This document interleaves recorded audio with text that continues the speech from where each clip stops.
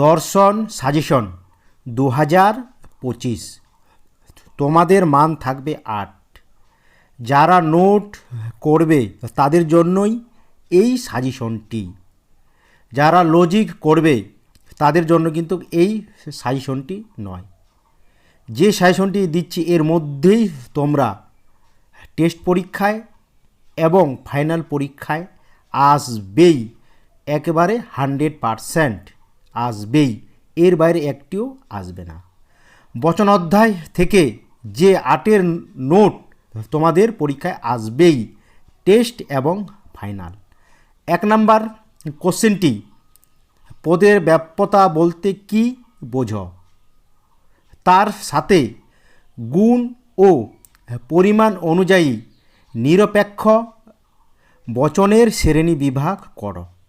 একবারে 100%। অথবা দিয়ে তোমাদের এই কোশ্চেনটিও আসতে পারে। উদাহরণ সহ নিরপেক্ষ এবং সাপেক্ষ বচনের মধ্যে পার্থক্য দেখাও। দৃষ্টান্ত সহকারে নিরপেক্ষ বচনের শ্রেণী বিভাগ করো। এই দুটির মধ্যে একটি নোট বচন অধ্যায় থেকে তোমরা কমন পাবেই, এর বাইরে একটু আসবে না। এরপরে অমাধ্যম অনুমান।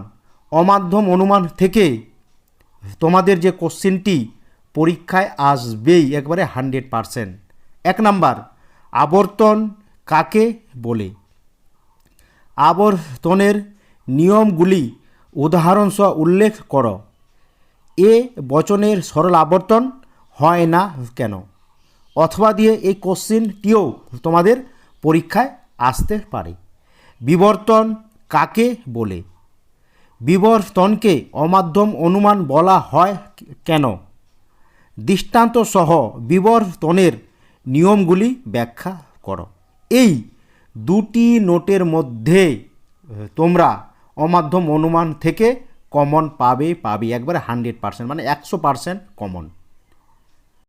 নিরপেক্ষ ন্যায় এই অধ্যায় থেকে যে 8 নোটটি পরীক্ষায় আসবেই, একবারে 100%।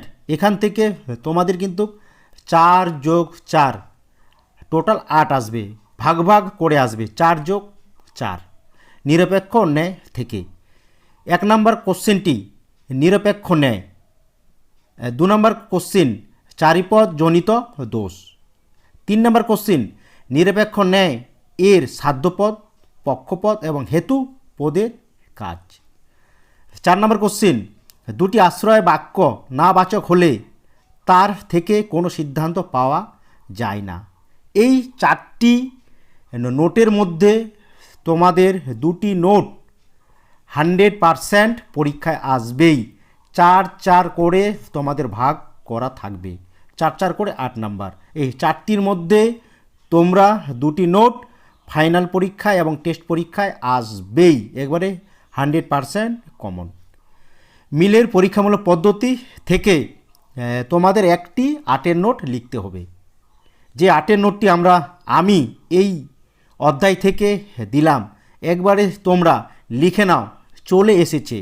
1 নাম্বার কোশ্চেনটি মিলের অন্যই পদ্ধতি ব্যাখ্যা করো। তার সাথে থাকবে সংজ্ঞা, আকার, দৃষ্টান্ত, সুবিধা দুটি, অসুবিধা দুটি। 2 নম্বর কোশ্চেন মিলের অন্যই ব্যতিরিক্ত পদ্ধতি ব্যাখ্যা করো। সংজ্ঞা, আকার, দৃষ্টান্ত দুটি, সুবিধা ও দুটি অসুবিধা। এই দুটির মধ্যে দুটি তোমাদের পরীক্ষায় আসবে মিলের পরীক্ষামূলক পদ্ধতি থেকে। তোমাদের কিন্তু লিখতে হবে একটি, যে কোনো একটি তোমরা ভালো মতো করে পড়ে নেবে। দুটি আসবে কিন্তু লিখতে হবে মিলের পরীক্ষামূলক পদ্ধতি থেকে একটি নোট। আরোমূলক দোষ থেকে তোমাদের টিকা আসবে দুটি, 4 করে 8 নাম্বার। যে টিকাগুলি আমি আজকে তোমাদেরকে দিলাম, এর মধ্যেই তোমরা 100% টেস্ট পরীক্ষা এবং ফাইনাল পরীক্ষায় চলে এসেছে। তোমাদেরকে আর অন্য সাজেশন দেখতে হবে না। 1 নম্বর কোশ্চেনটি মন্দ উপমা যুক্তি। 2 নম্বর কোশ্চেনটি অবৈধ সামান্যীকরণ দোষ।